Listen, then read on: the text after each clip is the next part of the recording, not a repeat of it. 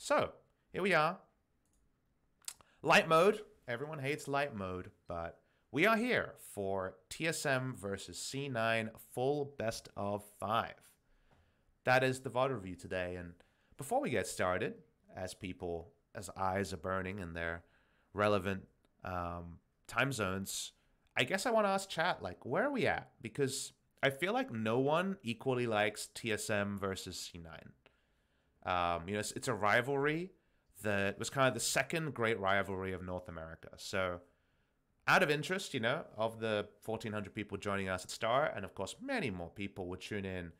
Are we TSM fans excited to, understand why our team won? Are we C9 fans like pouring one out and wishing it went the other way? Like, where are we at in terms of chat here? TSM versus C9 fans. TSM obviously has the huge fan base in League of Legends, but I think C9 across games probably has more fans, right? Because they've just had so much success out there. Are there any both fans? Are there any people that really love TSM and C9? Is it possible? I'm interested to know that.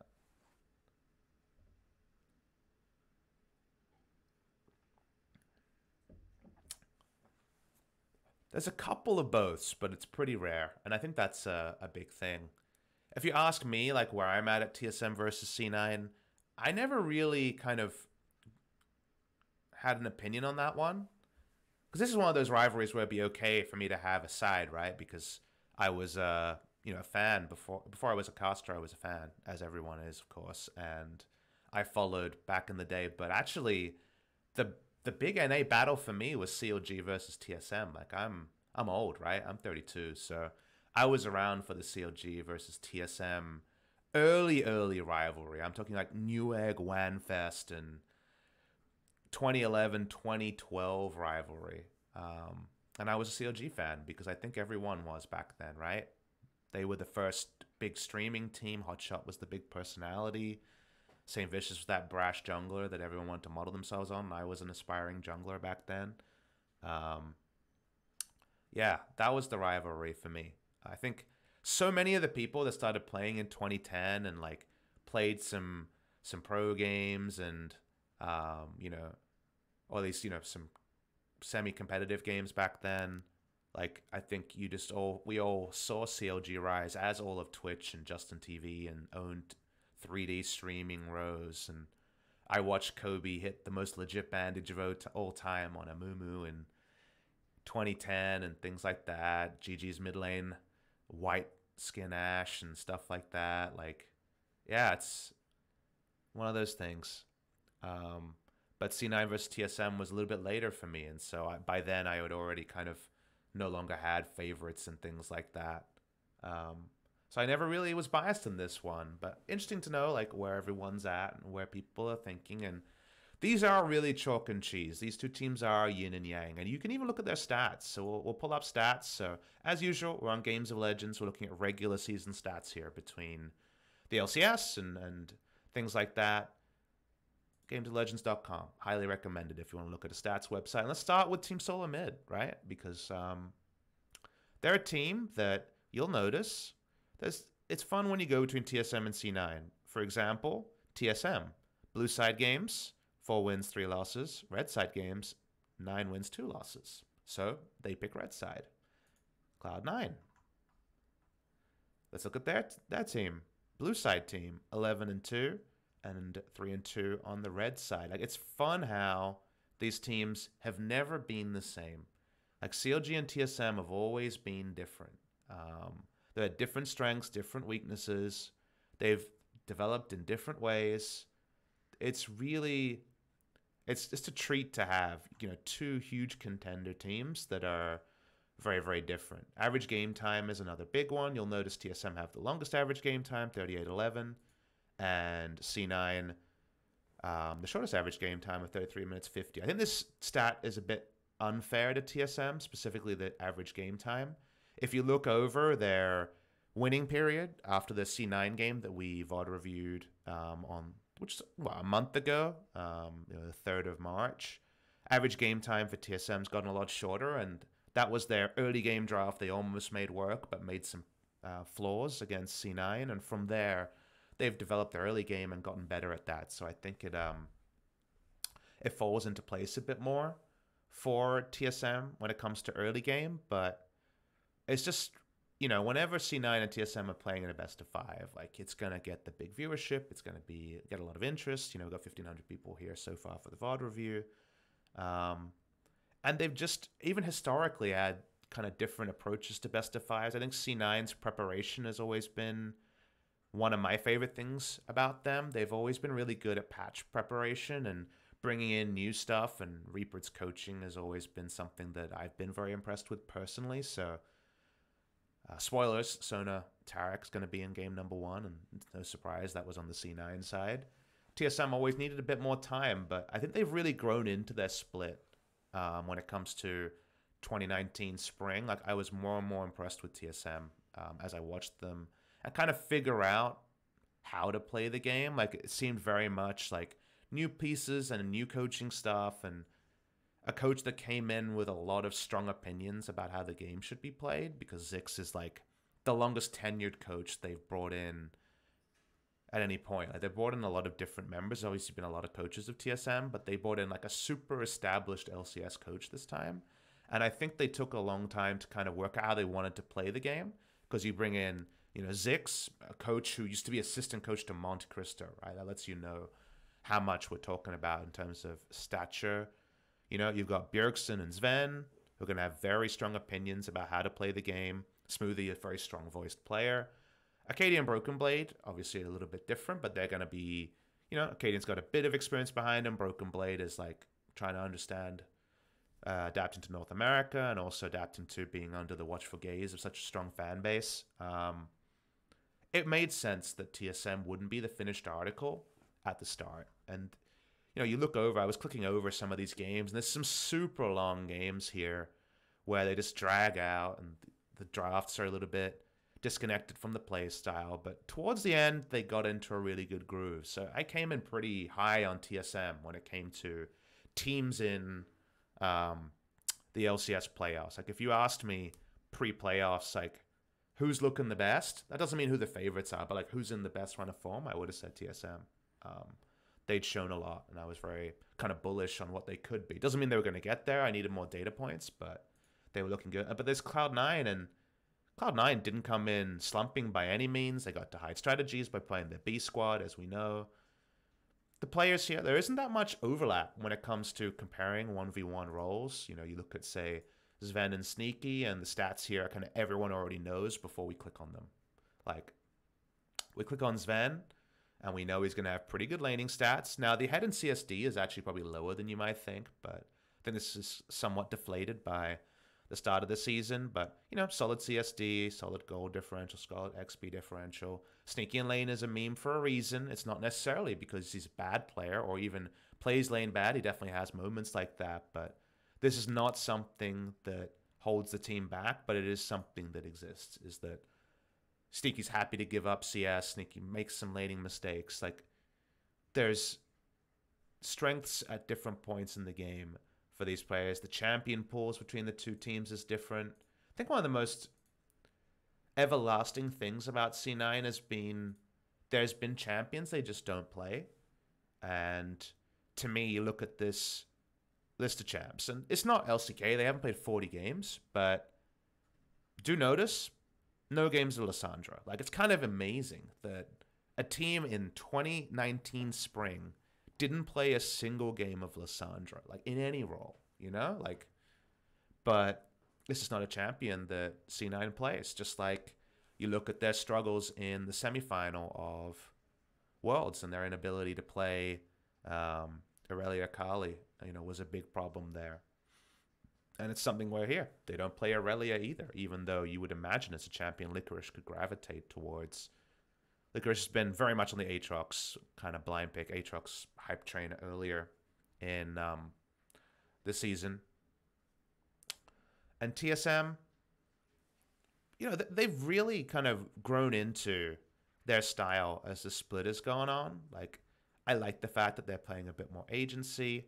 I like the fact that they're finding better ways to fit in Broken Blade. And I think Broken Blade is adapted to his scenario a bit better. But they can also just, steal the Zillion Kindred away from Cloud9 last year. They've been trying things, and I felt like I had a more true read on what C9 is and was than what TSM was gonna approach this series with, but also remembered that C9 have that awesome penchant to bring out the new. So when it comes to this series, we'll click on the VOD here because we're almost ready to go with our first VOD review of the day. Just a little bit of scene setting when it comes to champion pools and stuff like that. For full information, I know the result. I know that C9 wins game 1 and 2 and TSM reverse sweeps. I know that there is the Tarek Sona in game number 1 from C9. I know that Bjergsen has a big flank in game number 3, even though I didn't see the flank. I saw the Reddit title. So I pretty much only know Reddit titles, and that's about it. I don't know any other... I haven't watched the games. I don't really know anything else about champion pools, about what's played in this series. So I get to come in pretty fresh, which, I'm someone who doesn't like spoilers and things like that. But given this stream is about the why of what happens and going back over things, like, it's not a stream, like a VOD review is not something that's as hurt by knowing results, but you are going to have some, like, things that you guys definitely know about that I don't know about. So that might lead to some fun things going on in this series. So let's get all our commands in order.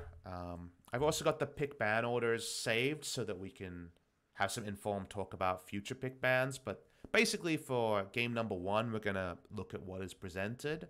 But the reason why I was very excited about doing a full best of 5 VOD review is best of 5s are about adaptation, about mental strength. They're about, given what's happened today, what will happen next game. And it's much more about the on the day by the time you get to game 2 and 3 than game number 1 is. So it's definitely going to be a lot of referencing things that have happened. And if you miss any of the VODs, if you have to go to bed, like, I hope it's going to be a work that kind of exists best watched as a full 5 games rather than skipping forward and behind, because these series are played on a really high level and they are prepared for multiple weeks. Like, the culmination of this series should be that the team on the day, for very clear reasons, is the winner. In this case, TSM, and hopefully we can illustrate as a group, and I'll definitely be using the chat and communicating with you guys, but hopefully we can come together and understand what the meta was,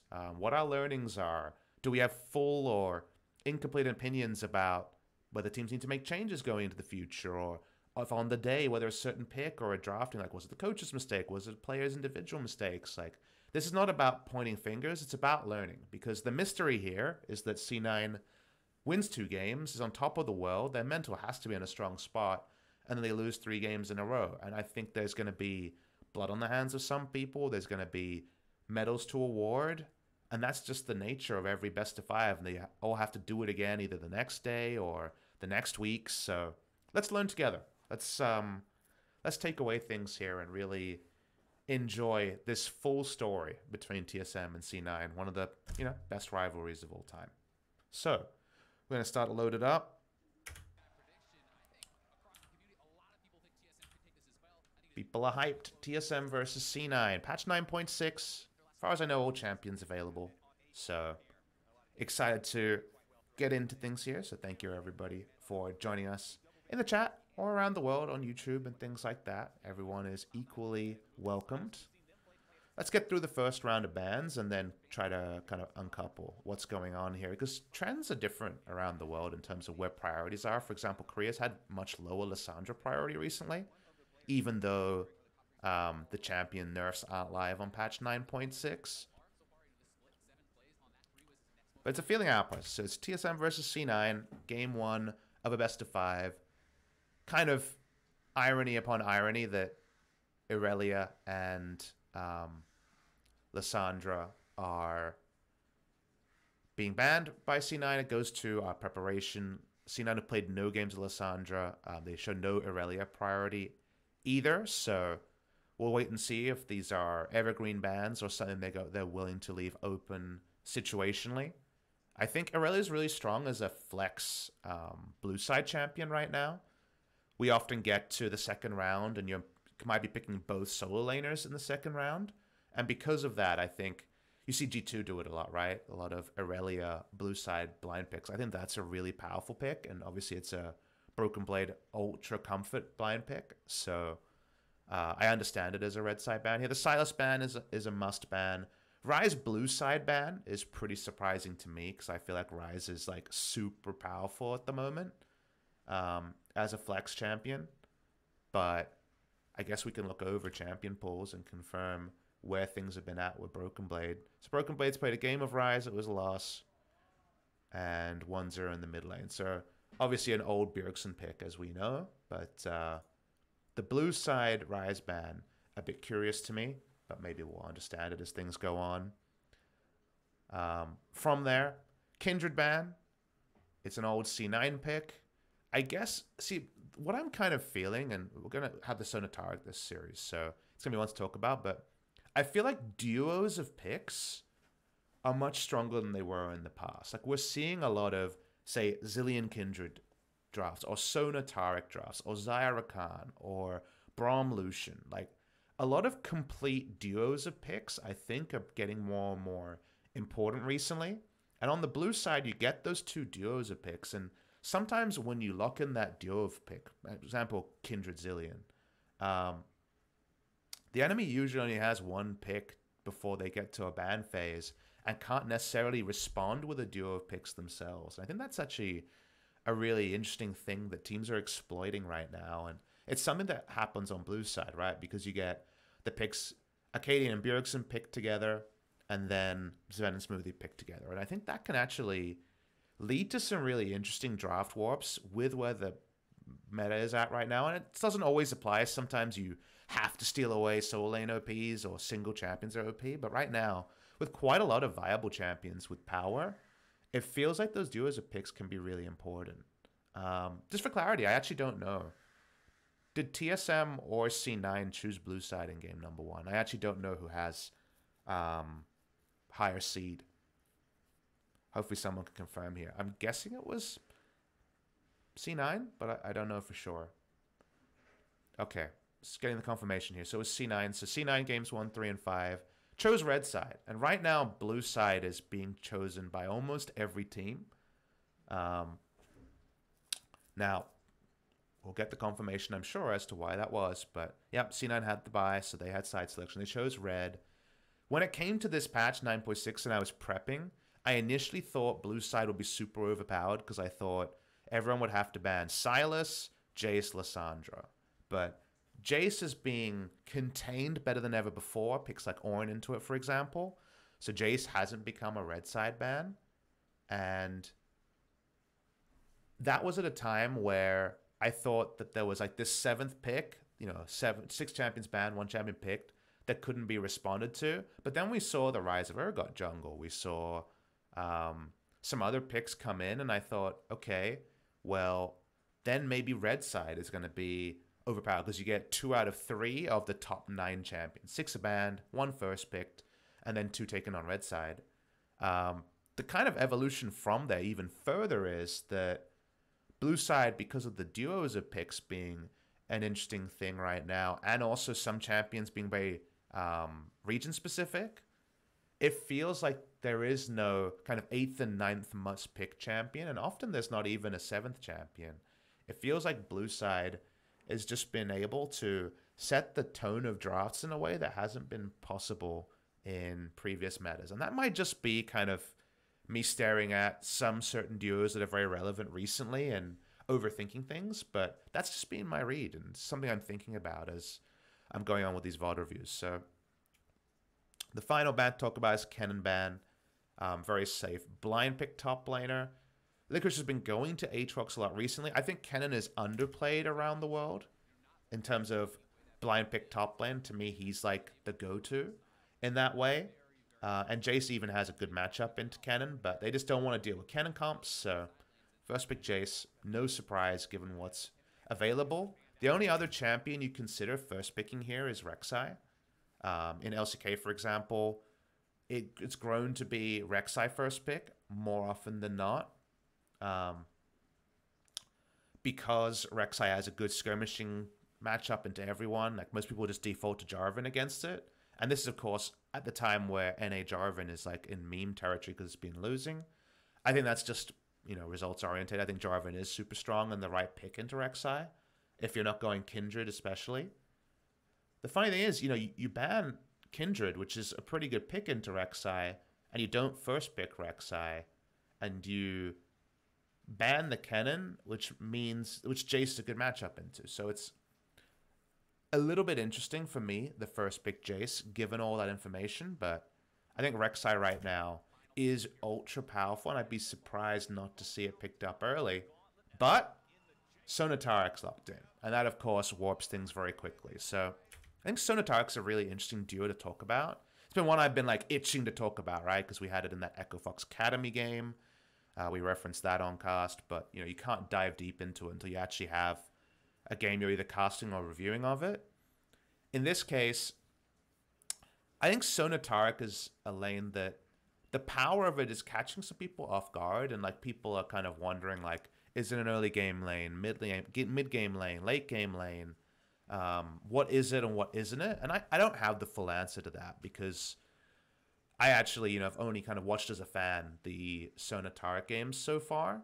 The thing about Sona that most people probably didn't appreciate is that Sona's late game is one of the strongest of any champions. Her level 1 is also very, very strong, but her laning phase in general is fairly weak. Like, Sona's not a strong laner. This is mostly support analysis. So, support Sona, which is something I played a lot at the start of the season, I came in and was like, this champion feels pretty broken. Now, the reason why I say that is that her scaling as the game goes on, like when you no longer have mana problems, like when your tier is halfway stacked and things like that, or when your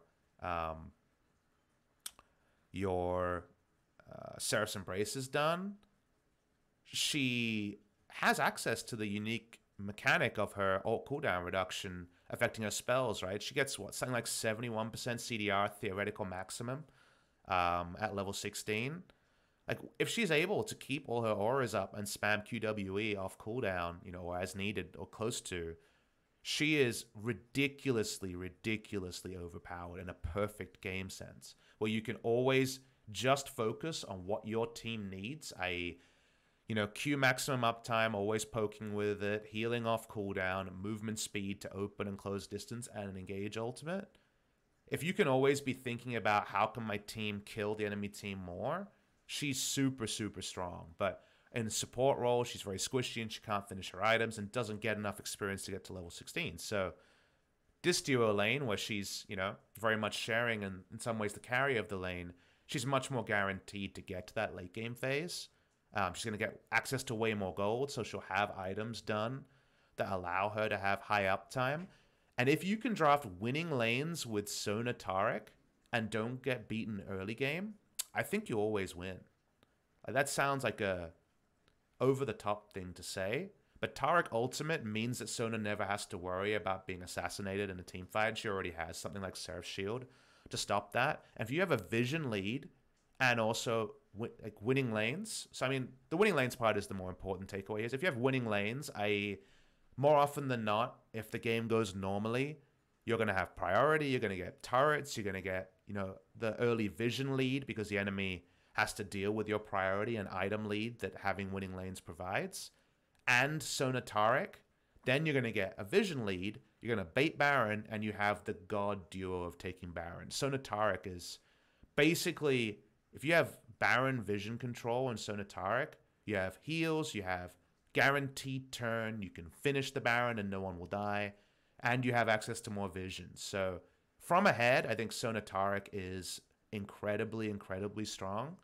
I think it's a lane that's quite weak, very weak 2v2 to ganks, to burst certain matchups. I think Draven does very well into the lane. Sona has basically no base stats, and Tarek has basically no lane presence. Now, Sona has great lane presence, and Tarek has great base stats, but I feel like there's definitely more ways to undo the 2v2 laning phase here with experience and with time than people realize with Sona Tarek, but it's a pick that's cropping up in semifinals and then one more best of 5 to play afterwards. So it's very, very late into the kind of season for people to get really good at playing against Sona Tarek. So because of that, I think it will just end up being banned. I'm very interested to see if Griffin or SKT play it in the LCK final. There's definitely, everyone's aware of it now, so it'd be very interesting to see if there are any like pocket counter picks people are seeing into it. But yeah, definitely Sona Tarek is really strong with winning lanes. I think if it falls behind, you have a mid game where it's hard to face check. It's hard to, you don't do enough damage. If you're using Tarek ult reactively, it's very weak usually. So I think where you pick it up is always relevant. And they're jamming it first round on the red side. I think I've seen it mostly as a blue side strategy at Arcadia and Bjergsen's picks. I think on the red side here, TSM actually do have 2 picks to first think about interacting with Sona Tarek, but also coming up with a draft that's harder to counter. So we'll see where it goes from here. But just wanted to give kind of my 2 cents on Sona Tarek. So lock-ins from here further are Gragas and Akali. Now, Gragas as a champion is really strong against Sona Tarek because the displacement on this duo in a 5v5 is one of the most reliable ways to undo the, you know, everyone, 5 people are immortal. Just, you know, Sona's rolling her keyboard at you and initiating. So splitting up Sona and Tarek, yes, the Tarek ult will still arm, but splitting them up and making sure those like concentric circles of, you know, invulnerability don't overlap is definitely one way to go.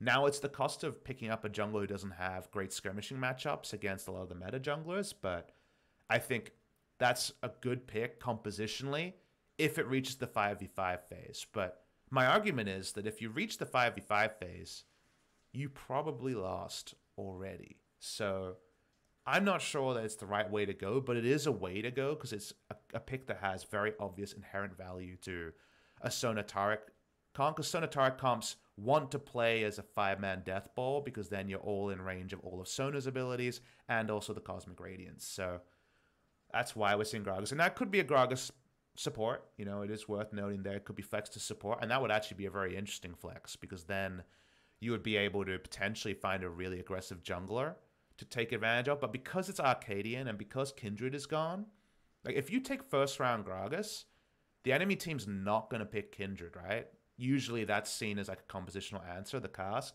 And then you get a good Kindred jungle matchup, and then you might just snowball super hard and make Sona Tarek look silly.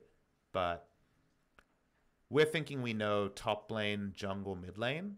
And that's actually a lot of clarity to give a Sona Tarek draft. I don't like Sona Tarek not having to think about lane assignments for the enemy solo lanes because there's a better chance you're going to find some stability in the laning matchups. So it's kind of my 2 cents here so far.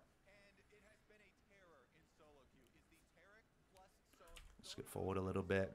So Hecarim is taken on the side of C9. Now Hecarim's a champion that obviously doesn't have a good matchup into especially Jace, but is a champion who with gank assistance can get a lot done and abuses, I should say, not utilizes, abuses Sona Tarek better than most frontline initiating champs. You need another initiator with Sona. She can't be initiate. Tarek can't initiate. So Hecarim gets to dive in the front line with Bastion Link usually, so it'll be unkillable. Also uses, you know, the on-hit damage from the Sona Q, provides a lot of dive onto a Jace backline. Like, Hecarim is like a god tier champion to draft with the Sona. For example, when we saw Sona Tarek in EU Masters last night, it was with a Hecarim as well. So, already liking what's put together here by C9. Able to ban for bot lane. Galio's support's actually really strong into Sona because from level 2 onwards, Sona has to respect Taunt Flash. So you definitely need side brush control. That's not always possible with Tarek as a support. So The Galio ban, I think, is a pretty reliable one against Sonatarek. The Thresh one's just similar, kind of, this is a champion with low base stats. Sona can die easily pre-6.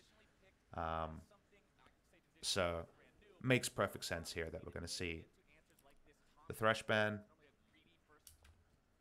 GP ban. I guess thinking about Hecarim jungle as a possibility here. Hecarim jungle is being played around the world as well. I'm not a huge fan of it in pro play unless you build full damage. And there's a chance that Svenskeren just builds full damage. I have no idea what he builds. I wasn't a big fan of the tank Hecarim jungle we saw from Xerxes. I don't really think it does anything. I think if you really want to abuse Hecarim synergy with Sonatarek, you either go Warrior Enchant, DPS, Hecarim, or you go top lane Hecarim and go Triforce into tanky. So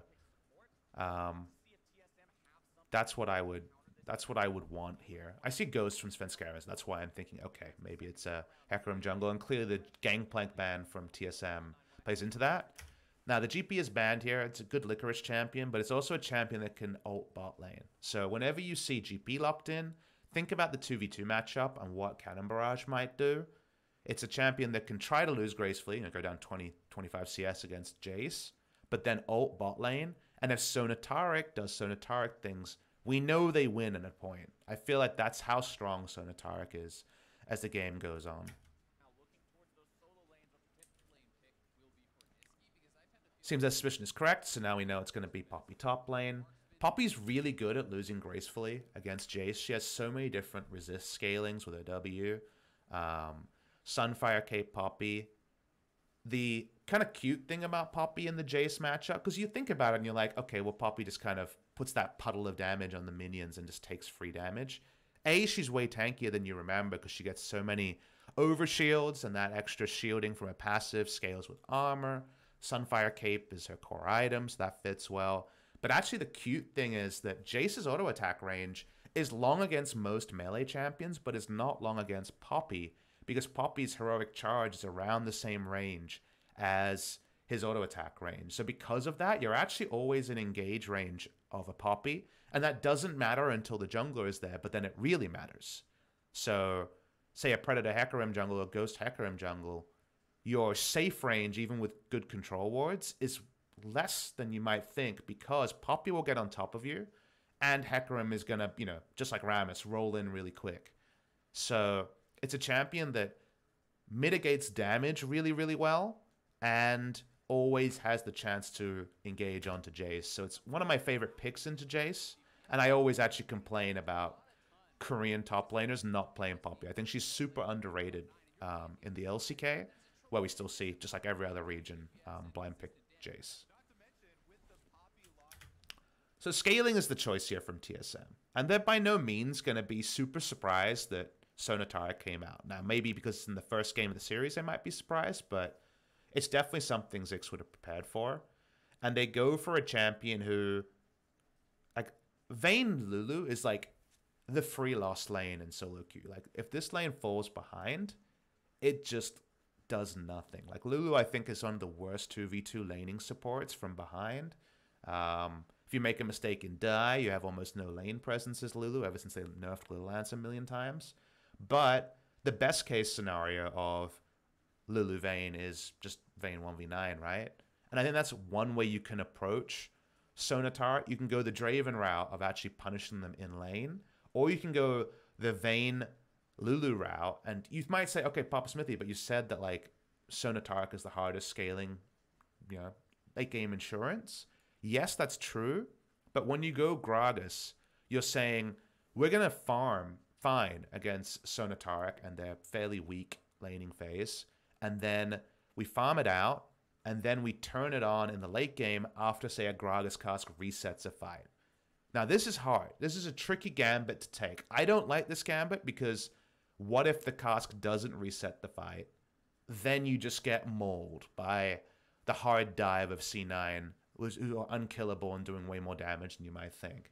And I don't think it punishes them in the early game enough to kind of throw off the inevitability of the game getting to a spot where C9 just overtake. But I understand the theory behind it. And we haven't had enough test games to know what's working on the pro stage better, scaling alongside or just trying to attack in the early game, or just banning, obviously, which is what we learn. But that is why we see the Vayne Lulu as a lock in here. And then we're just looking for a mid laner against Akali. You just want to find something with a strong laning phase that can poke out reliably. I think Zoe's fine. Doesn't have a lot of synergy with the rest of the comp, but there's such a strong front line that Zoe should always be theoretically in something approaching 4v4, 5v5, loading up and fishing for a max range paddle star or a trouble bubble to force out some summoners. So laning phase wise, you have still winning lanes for TSM, but C9 have, because it was 2 first round blind picks, they actually had a lot of information and kind of found picks that worked for their composition, but also lose pretty gracefully in the early game. Let's wait for the lane assignments here. Okay, so here are the end lane assignments. Jay's stronger into the Zoe, but you know, we'll be able to poke and see. This is a really, we haven't had this matchup in Korea at all. It's a matchup where I think Jace can really hard punish until one item on Zoe, and then it actually gets kind of hard. But I'm excited to see it play out. Confirmation that I had no idea on the champ assignments here. The Akali versus Poppy is an interesting one too. It's one where Akali should be able to drop aggro from a Poppy, so the gank threat there, you kind of have to have W down. But W is a long cooldown, and then Hecarim and Poppy still have pretty good engage range. So I'm excited to learn about Poppy versus Akali. Do you still go Balmy Cinder, Spectre's Cow, Sunfire Cape or something? I don't know. We'll see. So we get into it. Game number 1. Frostmancy, baby. Super underrated. I talked about this on stream. I've talked about this on the LCK stream and on my personal stream. I think Frostmancy is super underrated as a strategy.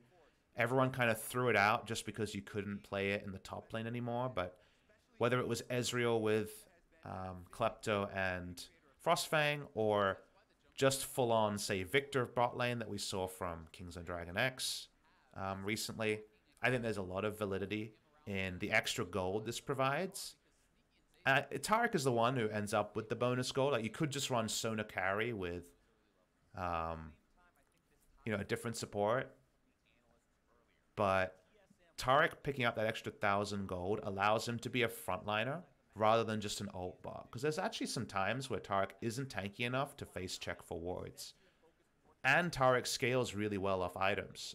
His passive is super, super high value, but almost ignored. The only time I've ever thought about Taric passive as a caster was when Gorilla debuted the tier Taric build, where you just basically were a better Soraka in lane from spamming your Q heal and auto attacks to get that CDR. But Taric scales with items really well because he gets the extra CDR and can have effectiveness and be a real frontliner. So I like the fact that Taric's in the meta, at least for a bit. He's usually too unreliable to see play. For example, last year, the only notable Taric player was Core JJ. But Taric either looks really, really good or really, really bad. And he looks better and better, and he's a dapper man when he has more gold. So the fact that Sona and Taric get a lot of gold, Frostmancy's pretty flexible, more flexible than people realized. One of the other kind of things you can do with Frostmancy is to just start Corrupting Potion and then back around 4 minutes with Teleport. I'm actually surprised Sneaky didn't do that. I think what we found, and I'll pause the game because we're not talking about jungle pathing here, but what Def found in the King's End series where he played bot lane Victor is you can start Doran's Ring or Corrupting Potion, and then if you back around 4 minutes 30, 5 minutes, when you'd normally have 850 gold for your completed Frostfang, you actually can get the gold full 500 quest in 6 minutes.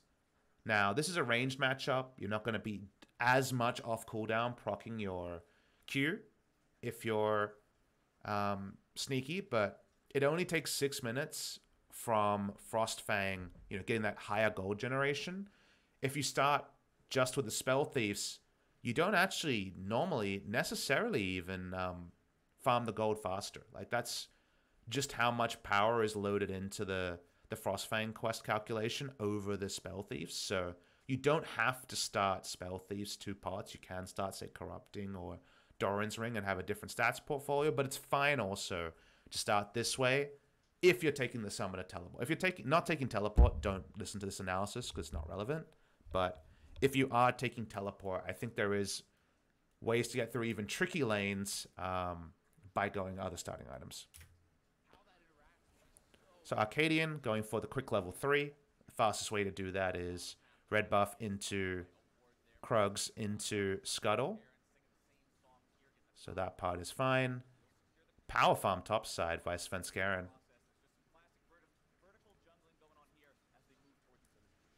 Haven't had to think about Hecarim jungle pass outside of playing solo queue, but he is farming super fast. So the end result here is vertical jungling. What was the start here to get that there while we were talking about Frostmancy stuff? So we go back to level 1. Very much, you know, mirror wards on buffs. Was anyone ever sighted?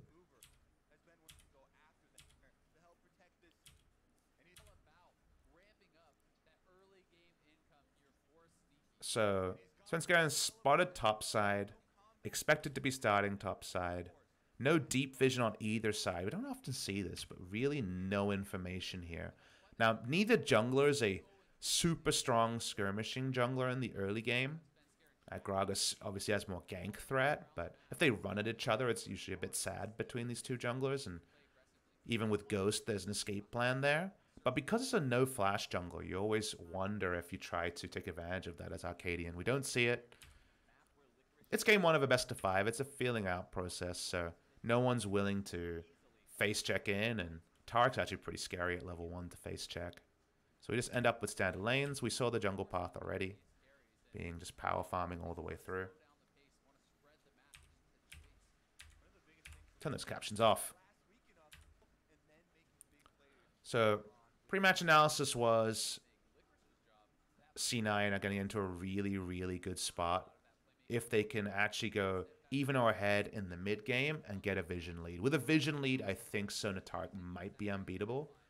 That sounds like a really big thing to say, but that's just my read on how strong Tarik are and what they provide a lineup. And the extra wards and Baron turn and all those things.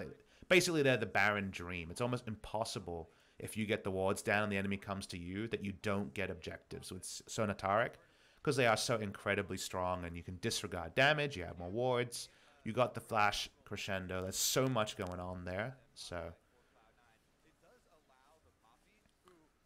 excited to watch this laning phase because we haven't had Jace versus Zoe maybe more than one game in Korea. I want to say no games. I don't remember this lane happening. I feel like without items, Jace should win. With first item completion, like Dirk versus, say, Lost Chapter, I like Jace there too, but I think the moment that Ludens is done, it gets a bit scary for Bjergsen to have huge control in this lane. Vertical jungling-wise, the vertical jungling being on TSM's side is another thing to make Sneaky and Zazel a bit fearful, but it's not a duo lane that hard wins. Like, if you can force vertical jungling and you have Draven in this lane, there's a lot of kill pressure onto Tarik, and you might be able to snowball on them in the laning phase. I just don't see that in the Vayne Lulu duo lane. Like, Lulu in lane realistically usually does nothing. You know, she shields. Stun against the wall, though, is pretty sick. Hey, look at this one. All right. So this is not even related to the vertical jungling. Now, if you have vertical jungling and a Draven, this is always implied. Vayne Lulu is usually just a farm lane, but Sneaky shows his kind of overstating his tankiness. Let's watch Sneaky when it comes to the ward in this brush. Do they know there's a ward in the brush? That's the most important thing to take from this. So the ward is placed, like, soon, right? I'm looking at ward timings to know when it was placed. We can look at the Vayne and know it was placed. So the ward is placed now. They don't know the ward is in the brush yet. So you watch Sneaky. Now, base stats on Sona, anyone who's played Sona support, they're awful, as we well know. Now, he doesn't know that there's a ward in this brush at the moment because he's aggroed the enemy. it's kind of implied, but he doesn't know for certain that there's a ward in this brush. And he just gets dunked trying to have lane presence. So the ward timing there, the ward came in from Sven. It was actually a really important one. They just get the first blood onto Sona because Sona has no base. That's a big mistake from Sneaky.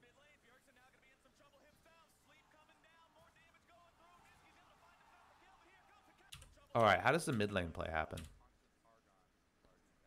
So this kill happens. I'm going to watch the mini-map to understand the mid lane play. So Bjergsen's playing to bot side because that's where he has vision. And Hecarim just rolls in. So Bjergsen's actually really greedy trying to get the push in. This must be a gold value thing. Because, like, look at this game state right here.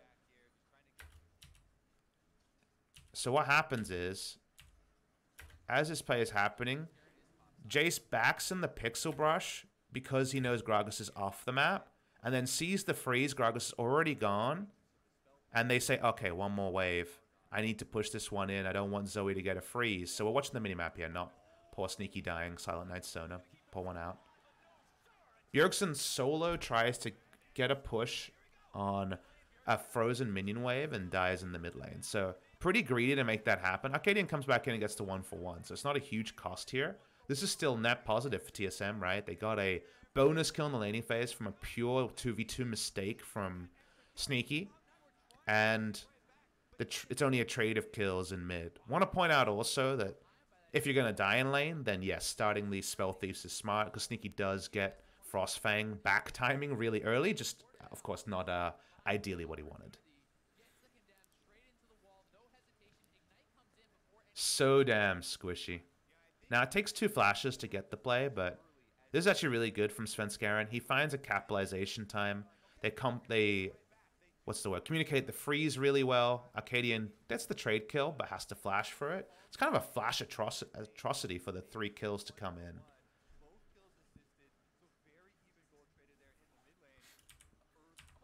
And fast forward through the pause.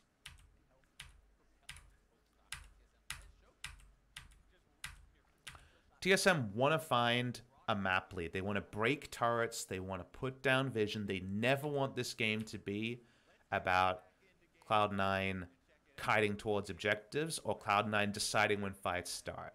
Cloud9 have a lot of fight starters. It must be noted. That's why Poppy and Hecarim make a lot of sense in the draft they're in. But TSM have the ability to really hit the side lanes hard. And the way this draft works is that if Bjergsen and Broken Blade hit their item timings on time, Niski has to be shielded from side lanes. Broken Blade and Bjergsen can both rotate whichever has the right battle stats against Licorice, and Niski has nowhere to go.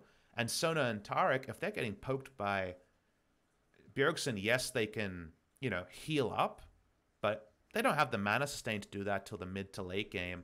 And their siege is very sustained, but that might be with, say, Broken Blade and Bjergsen taking over the side lanes. So TSM ideally want to win this game in the 1-3-1, or if they're not able to find game-ending leads in the 1-3-1, because obviously you have to take a team fight at some point against a team that is just godly team fight. They want Vayne to be able to reset the fight and from there re-engage after the Gragas ult has kind of separated out threats. So that's the way this game is intending to be played out.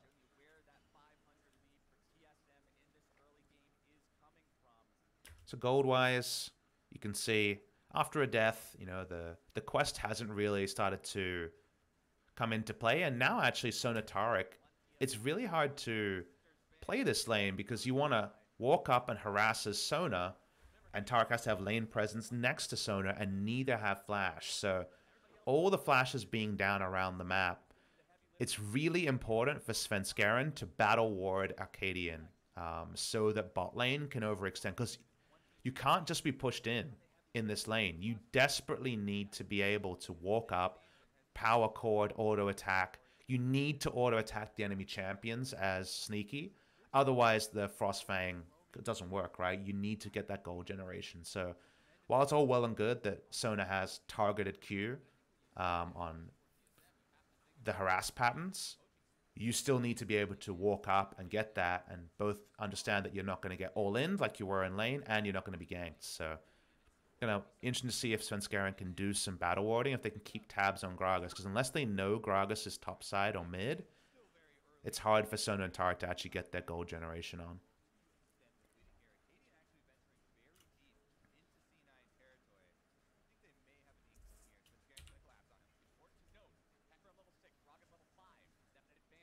Okay, trying to jungle around bot side. Again, a reason that Sona would have to pull back. Let's watch the replay here. So Arcadian's walking up for level 6. When it comes to people backing him up, the Lulu's on the way. Now, Sona Tarek are going to get there first. That's for sure. Sona's got the movement speed, and obviously it's on their side of the jungle. Jace doesn't actually have a minion wave pushed in as this play happens. You'll notice the minion wave's in the middle. So Arcadian's just casually walking up, and they know his flash is down. So this actually ends up being pretty straightforward kill. I think too disconnected from his waves. So let's see when he's made the first invasion. So spotted on a ward. Gragas comes over the wall. Spotted on a ward. As you can see. Hecarim considers walking up. They're a bit ships in the night. And Arcadian gets too greedy. Wants to play bot side because wants to threaten Sona Tarek. The Sona's pretty low. But they have no idea where Svenskeren is. And Jace doesn't have the push. This is a really nice collapse from Arcadian. It's from Svenskeren. It's too bold from TSM. They shouldn't be walking up in that particular case. Holy crap. Alright, solo kill on the top side. Really nicely done by Broken Blade. We talked about how we wondered what items you'd get away with as Licorice. She just straight up gets solo killed here. Big tick for Akali in the Poppy matchup, I guess. The late flex conquer Akali as well. To have some threat through all the resist that will come through. You really, really want to build Sunfire Cape as Licorice. You're desperate to. But, damn. They couldn't see those solo kills coming in. Hey! Svenskeren's building Warrior Enchant. This is what we wanted to see. If you go Cinderhulk, Hecarim here, I think you don't get anywhere near the value that top lane Hecarim or the Sona and Tarek synergy with Hecarim provides. So I'm a really big fan, actually. And wow, this is actually a super cool play. So the problem here is that Licorice is pretty high health, but R is down, 1 disengage. W is used for no reason. Like the W is used mostly here based on kind of visual threat. But it doesn't actually negate any damage. It's not like 1 point at E is going to do real damage. So when it comes to the future dashes, there's nothing there. Licorice really actually plays that really poorly 1v1. And Broken Blade plays it really well. That's great killer instinct to see. That's the Broken Blade I saw playing in TCL. His carry play was really, really impressive. I already talked about in a previous stream about how he was a coveted player by a lot of teams around. And we saw him engage in TSM versus TL, and I was pretty critical of that engage, even if TSM went on to win that game. Nicely done there, but Licorice really kind of... He made multiple unexpected mistakes in a 1v1, and he's a great 1v1 top laner. Now, Arcadian still wants to play around bot side. Sneaky's so squishy that Cask, Silver Bolts, Smoothie's 2 autos, like, Sona dies. So, it's pretty telegraphed. They want to play in the 1v1, and it shouldn't be underrated how important it is that Akali is winning topside pretty hard. Like, getting to build mainline first items, doesn't have to build, say, you know, Seeker's Arm Guard, so can get a very fast Gunblade, and got a solo kill, means that actually Arcadian doesn't have to play topside, and he wants to play bot side to just punish Sona and Tarek's laning phase. So, yes, TSM made a misexecution around this lane when the kill came onto Svenskeren, but otherwise, Broken Blade's good solo play is allowing Arcadian to play where he wants to, which is mid-bot in this game. Just farming it out. This is where Bjergsen, I think, should have some good priority onto Niski. Moments like that, where Niski tries to open up for a Q and takes poke damage that also wave clears. But are TSM growing their lead is something I want to always return to when I see Sonatarek. I am petrified against Sonatarek of any plays that are kind of net even or net neutral. You need to be able to turn this game into a 1-3-1 state where the enemy team is grouping largely without vision, or you almost certainly lose in the 5v5. I'm getting this play in mid lane. Oh, Warrior and Chen hacker him! Yeah, alright. Svenskaren's a man after my heart. So it comes from bot side. They try to make the burst play happen, but already the redemption was going to make this hard. The cask is thrown in pretty unrealistically, and this is really good capitalized from C9. And now they're winning a 2v2 play while bot lane's farming it out, right? And that's where you're like, uh-oh, okay. Things here are getting a little bit scary.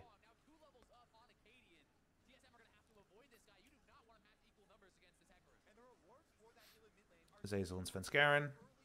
Whack away. You're getting a Drake around the Sonatarek lane. This is one of those times where that had a huge flow-on effect, this mid lane play. We're going to get to watch the replay over here. You'll notice how it starts. Now, obviously, Niski is aware of Arcadian's positioning, but they have no idea where Hecarim is. So while it looks like Niski is being bold, the cask knocks away. There's no further all-in. And Warrior enchant Hecarim, which may have been communicated, may have not. Like, I would assume it was, but I can't know for sure. Does way more damage there than they're expecting. So that's really well played by C9. And these objectives, again, it's compounded by where this game is likely to go because of the Sonatarek. There's some comps that can't use Sonatarek that well. If you don't have a Hecarim, this comp is kind of only middling. You really need someone who can use everything that Sonatarek provides, which is good on-hit damage, invulnerability, and movement speed. And Hecarim obviously gets something from all those, and the healing and the other stats that everyone provides. So everyone benefits from, he gets something from that as well. So the Hecarim is so likely to be the reason that these team fights are just unwinnable from the enemy perspective. And we talked about this lane turning. That's actually only Sork's shoes.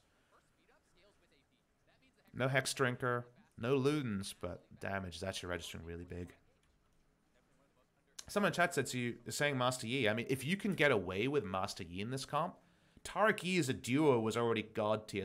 Sona Taric Yi, if you rock up at the same gold value at 25, 30 minutes of the game, you've 100% won the game. Like, it's almost impossible to win that trio. So I know you're trolling about Master Yi, but like Master Yi's problem is he can't gank, he can't influence the map unless you already have super hard winning lanes. So I don't know what the draft looks like where you get Sona, Yi, and Taric, and it makes sense. But I mean, yeah.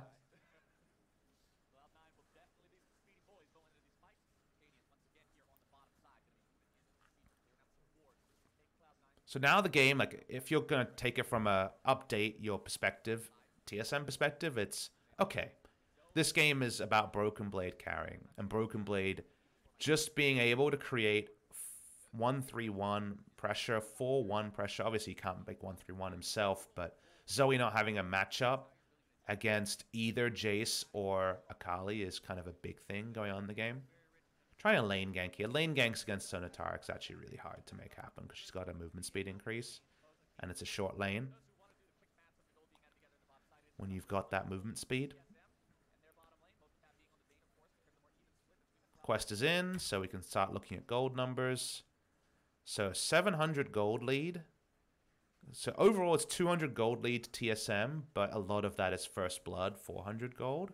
So this gold lead here is like an unlikely Vayne Lulu solo 2v2 lead, but it is curbing some of the benefit. Usually we see about 1,000 gold lead at 13 minutes for the duo lane, and we're seeing a much smaller one here.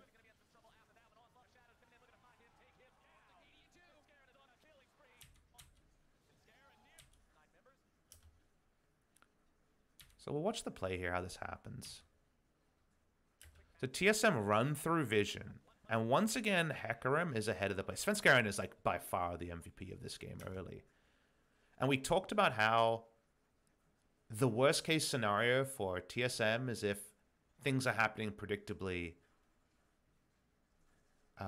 if C9 can see that things are happening predictably and then have a vision lead or can make sure they press their buttons in the right order. We're not even talking about the Sonataric part. This is just C9 being ahead of the play.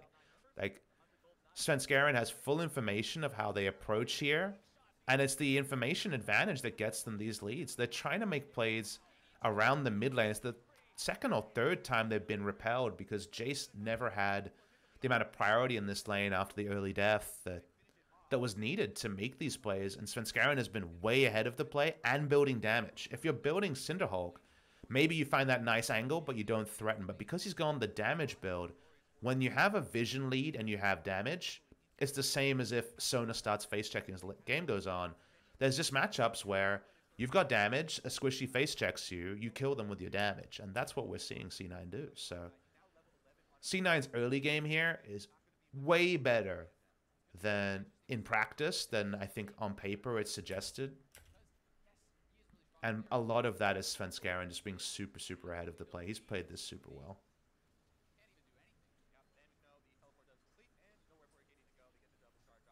Really well.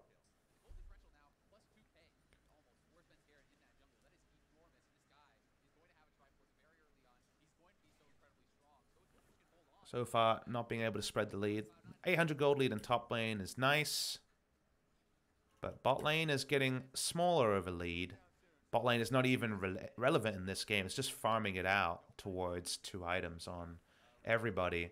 And now Svenskeren is massively ahead. 1,600 gold ahead. So more than that, 1,800 gold ahead on a carry jungler.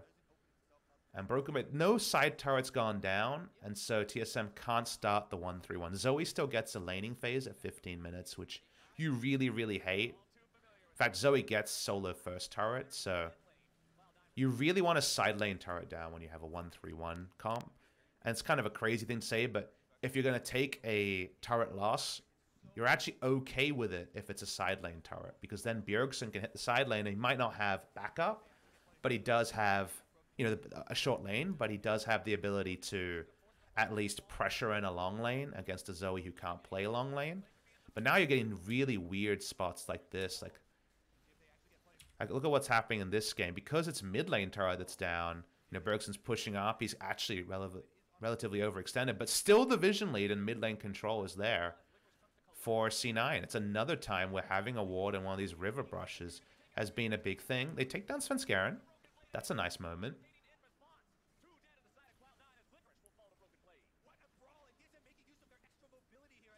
They dive in too hard. So let's watch how this play happens, and we'll watch it slower. Because this play actually evolves a couple of times. C9 actually have a big lead at this moment in terms of health bars and map information, because they know that Broken Blade is camping a brush and that Svenskeren is in position to come over. But Tark and Sona can't be here, and a lot of their power is in the 5. So Licorice rushes in, and they just try to get a first pick and back off here for free. But Broken Blade plays this really well. He gets over the wall, which means he's at no threat from the Poppy, and he's able to actually just turn onto the Hecarim, who is a damage Hecarim, before Zazel can get there, before Sneaky is actually doing relevant things in the fight. Like Sneaky teleports in very aggressively as a champion who can't frontline, and then just gets stunned and taken down. So really well played by Broken Blade. He finally spreads his lead, something he couldn't do before, and that's with no side lane turrets down, which is actually pretty big for TSM. So a lot of that is really good play from Broken Blade to make that happen.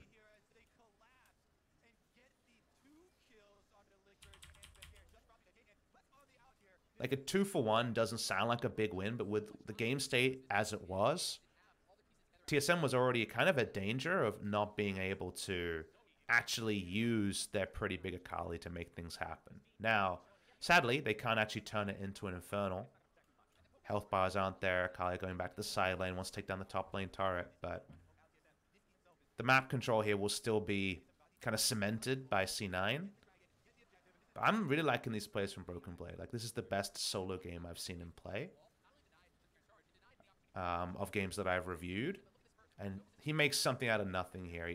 His decision-making is actually really high, and C9 overrate their comp without Taric and Sona present. Now, if it was one of those fights and it was different members joining late, like if Sona and Tarek were mid lane the entire time and it was Hecarim and Poppy joining late, I think C9 wins almost every fight that's predictable like that. But when Sona's teleporting in and then being like, crap, I'm a frontline Sona with 800 health, and Tarek isn't even there, they're not a death ball anymore. Like the death ball has to be initiated by Sona quarterbacking and Tarek pressing ultimate. With their top side control, TSM's trying to take Rift Herald, but it's a really late Rift Herald. This is so awkward. Because on multiple levels, this should never happen. Like, remember, the top lane is the one where they got the solo kill. So that's where they had a winning lane. But because Arcadian used the solo kill to fail make plays happen bot lane, you know, they weren't able to punish the Sona that died in the 2v2. And then the mid lane 2v2s went the way of C9. They could never convert it into a Rift Herald at, say, 12, 13, 14 minutes. And then now you're hard forcing Rift Herald as the only objective on the map. So without wards here, C9, you know, TSM are much more predictable. If you just look at approaches here, like Broken Blade's trying to threaten topside, but he needs to threaten Sona and Tarek. They're already in position. Sona and Tarek walk up. Zoe's behind a wall. Licorice coming from the flank. No longer is Akali threatening diving Sona or assassinating Zoe on the sideline. So it's now an honest 5v5, of which Licorice is going to get, you know, a really good angle to try to contest. He only knocks away Smoothie. It's not a big moment, but this is a point in the game where Akali can do heavy lifting, where Sneaky can't self-peel, where you can blow him up during the 2.5 seconds. But because it's, we're going to do Rift Herald, and you're going to come fight for Rift Herald because there's nothing else on the map that you could be doing apart from this, and we're going to take our time and be very transparent, it actually makes it more of an honest 5v5 than it should ever be on the top side. So the point I'm trying to get across is TSM had an Akali that could solo kill Poppy, and yet the top side objective, and remember, bot side objectives are surprisingly going to C9. The top side objective that TSM set up around is kind of introduced, a time was set, everyone knows to RSVP to be there. A 5v5 for this objective with how the game went is by far the least advantage TSM should have gotten around the top side. And that's why it ends up being just, you know, a bit of a crap fest. Who hits the back of the... Let's watch this, actually. So what you want to do in a scenario like this, because you have control of the Herald to begin, is to look for a burst chance onto the Rift Herald. And you don't want to hit the backside of it because it extends the burst range by quite a lot, right? You can smite, hit the back for a huge amount of damage. Who actually hits it? I actually need to know. Is it someone from C9 or TSM that autos the Eye of the Herald?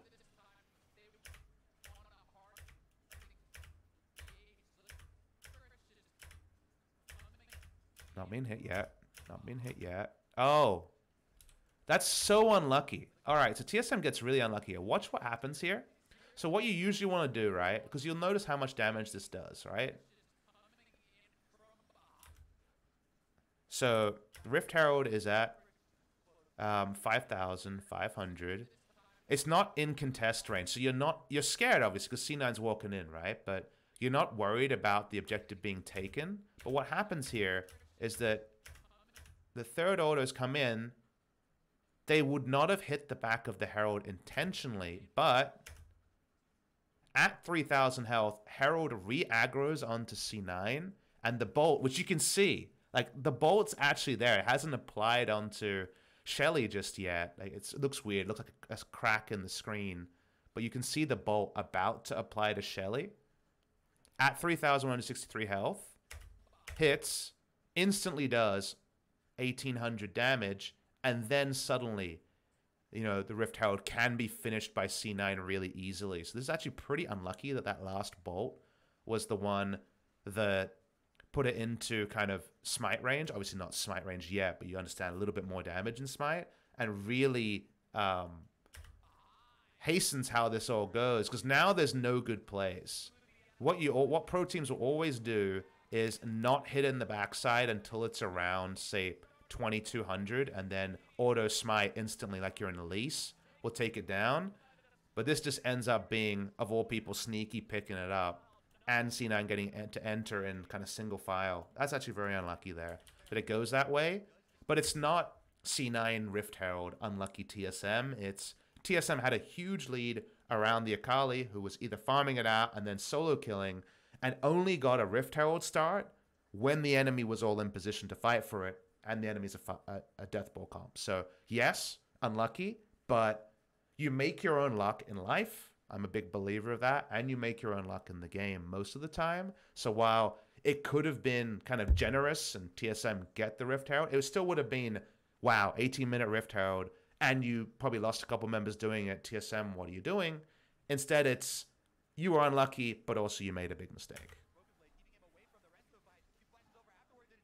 So, interesting little flare point there. But now C9, you know, the problem is that now it's like, okay, let's talk about this. It's 32,700 gold to, I actually can't see right now. I'll start it up just to get the confirmation on this one. But the gold lead right now is not... So C9 now have a 3,000 gold lead. They got the Rift Herald and they got Ocean and Infernal as a Death Ball comp. And they've had the Vision lead for the majority of the game. That is exactly a game that Sonataric almost will never lose. This is the perfect state for C9. So while, again, TSM should have been better around Rift Herald, they still made a mistake when it came to the control around that objective, and they got unlucky. Rift Herald went over, and now it's to the nth degree the worst possible scenario, because now it's almost an ARAM, right? Because Sona walks up, she starts poking. You can't all in onto this lineup very easily. Taric ults down for a bit, but Hecarim mode hasn't been used. Someone was talking about Broken Blade's positioning around the Rift Herald, so I guess we should review that. So Broken Blade is the one who made some really good flank plays. We'll watch what he does. He's over the top, as we saw, stopping Licorice from flanking. That's actually a very good use. He's someone who can walk up there and not be worried. They start the Rift Herald in position. He's opening for a flank, but also kind of considering his options to see if the enemy is flanking, because he's got the control ward, and there's no way for TSM's backline to get flanked here by Svenskeren or Licorice without vision. He regroups. Huh. I don't know what the call is here. This is a very interesting decision. Because he goes back over, and he doesn't go towards Niski. Because like, you might understand him as just wanting to kill Niski in the backline. He actually goes to help them fight Licorice on the top side, which tells you that disengaging Rift Herald and not forcing it was 100% the call here from TSM. But it feels a bit muddled, because Broken Blade can't kill Licorice in the backline quickly, and he's not threatening carries. And the objective play just kind of made it all a bit kind of moot point. So I can't give you a full opinion on why Broken Blade had that call there, but it seems like he got a very clear call to do something, and in the end it didn't do much. And then I like Svenskeren just, you know, onslaughting the shadow onto Broken Blade, just keeping him out here. They get the double dive up top, and then the item breakpoints are now in a really nice spot for C9. They'll have Trinity Force done on Hecarim on next back. Sunfire Cape and Magic Resist is done for Poppy, so she can be a reliable frontline. And the map state, let's look at the map, right? TSM control nothing. Already, again, going back to Champ Select, this is what it looks like when TSM lose to this draft. No map control mid-game against Sona and Taric. And it means that every lane they walk up to, they have okay Baron threat, but they don't have Rageblade done just yet, and they've taken so many losses that it's very unlikely they'll be starting Baron. So you can just gank in the bot lane and not be too worried about this. Broken Blade doesn't die, but you know, it's another minion wave he doesn't get access to, and TSM going to set up some vision control around the Baron. But if it just becomes a game of Baron play, we already talked about it, no one loses a Baron standoff when you have access to as many wards as you do. Like, you have 9 wards plus control wards. So double Sightstone, keeping the Sightstone on Poppy. Like, you don't need Sweeper to look for a flank for yourself as Poppy. You want to keep up the vision play here. And then you just approach, and you've got a strong front line. Poppy and Tarek walk up, and you start the vision baiting. No one can play vision games against C9's comp. They have sustain, they have stun, they have long-range engage, and they're tanky. So getting picked, putting down Baron vision, almost impossible for Tarek and Sona. I actually prefer Tarek Sona blue side because I think actually it's easier to fully cement vision control around Baron and it catches at the back of the pit if you're blue side Tarek Sona. That sounds a very kind of counter logic, but long range ability to poke over the wall for a Zoe, like red side Zoe is very good at defending Baron, but I actually think that you have so much wards that it's impossible to defend Baron against Sona Tarek, and thus you can just turn and win. So I prefer Sona Tarek blue, but again, not the biggest point.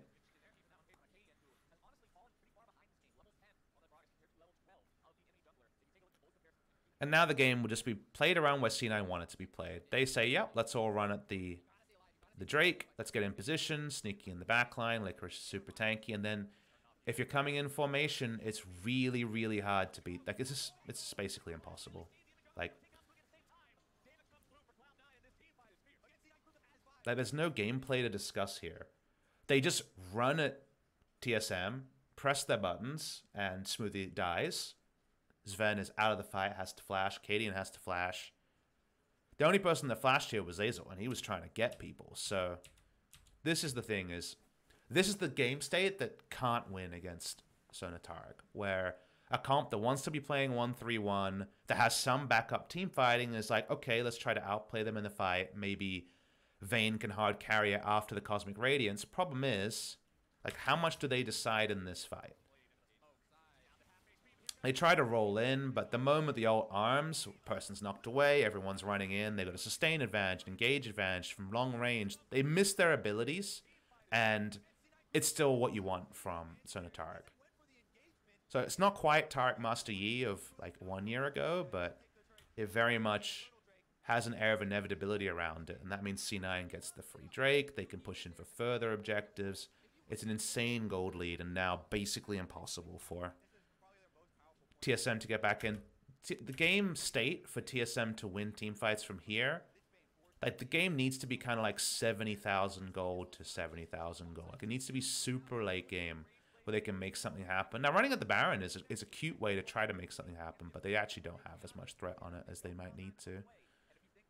But it needs to be like 6-item Vayne and Gragas, Akali.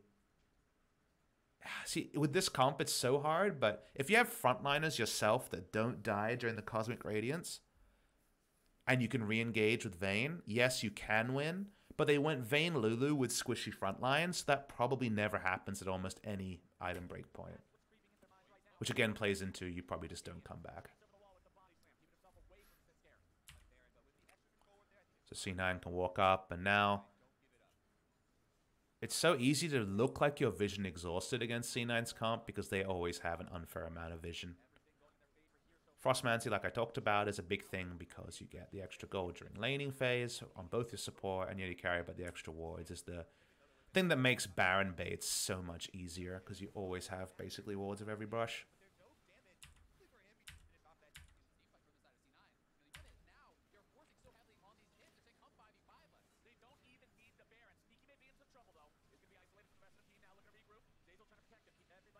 Yeah, forcing out the Cosmic Radiance here was pretty good. Flash out of Licorice, Ghost out of the Hecarim. That's pretty good there. So the cask value against this lineup is, as we discussed.